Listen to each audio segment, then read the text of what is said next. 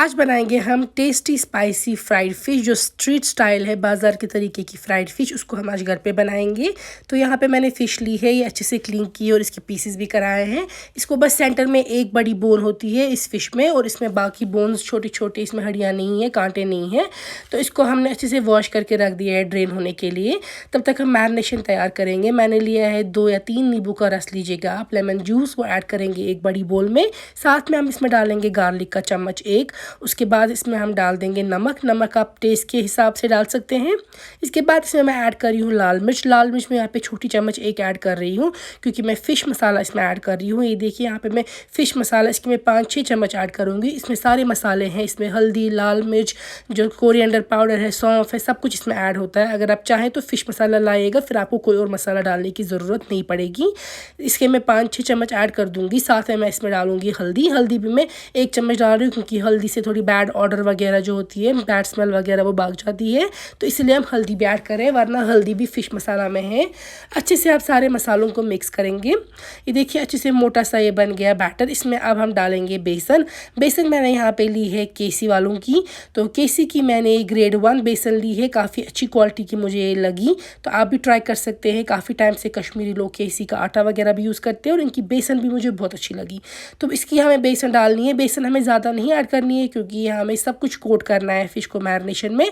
तो आप मान लीजिए 2-3 बड़े चम्मच तक, या 2 बड़े चम्मच आप इसमें बेसन ऐड कर देंगे। बेसन ऐड करने के बाद आप अच्छे से मिक्स करेंगे अब बेसन को भी इन सारे मसालों के साथ। तो जो ये मैरिनेशन के लिए हमें तैयार हो गया मैरिनेड, ये प्रॉपर्ली अच्छे से मिक्स हो चुका है। इसमें अब हम डालेंगे फ़िश। तो फ़िश के पीसेस को हमें अच्छे से कोट करना है। फ़िश के पीसेस को ये कवर करना है मसाला। अंदर से भी कर दीजिएगा कोट, और ऊपर हर तरफ से भी इसको कोट कीजिएगा। तो सारे जो पीसेस थे फ़िश के, वो एक एक करके हम इसमें ऐड करते जाएंगे, और सब पीसेस पे हम मसाला रब करेंगे अच्छे से, ताकि फ़िश के पीसेस कुछ देर मसाले में रहें। और सारे फ़िश के पीसेस को हम रखेंगे कम से कम आधा घंटा 1 घंटा फ़िश में मैरिनेशन में। अगर आपके पास टाइम है तो ओवरनाइट रख दीजिएगा, अदरवाइज़ आधा घंटा 1 घंटा इसको रखिएगा आप फ्रिज में मैरिनेट होने के लिए अच्छे से। अब हम लेंगे मस्टर्ड ऑयल। तो मैं यहाँ पे पीर का मस्टर्ड ऑयल यूज़ कर रही हूँ। जब ये मस्टर्ड ऑयल गर्म हो जाएगा और इसकी स्मोक निकल जाएगी, फिर हम इसमें डालेंगे फ़िश के पीसेस फ्राई होने के लिए। हमेशा फ़िश ऐसे ही फ्राई करनी चाहिए, फ्लेम पहले हाई रखनी चाहिए गैस की। सारे फ़िश के पीसेस ऐड कर देने चाहिए। फिर एक साइड से पहले आप फ्राई होने दीजिएगा पूरा फ़िश को, फिर टर्न कीजिएगा दूसरे साइड से।